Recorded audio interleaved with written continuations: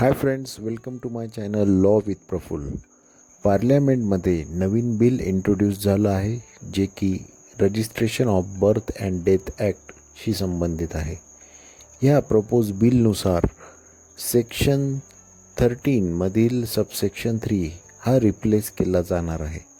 यामध्ये section 13मध्ये 3च्या subsequent 3A हा नवीन subsection insert करण्याबाबत हे बिल इंट्रोड्यूस केलं गेलं आहे.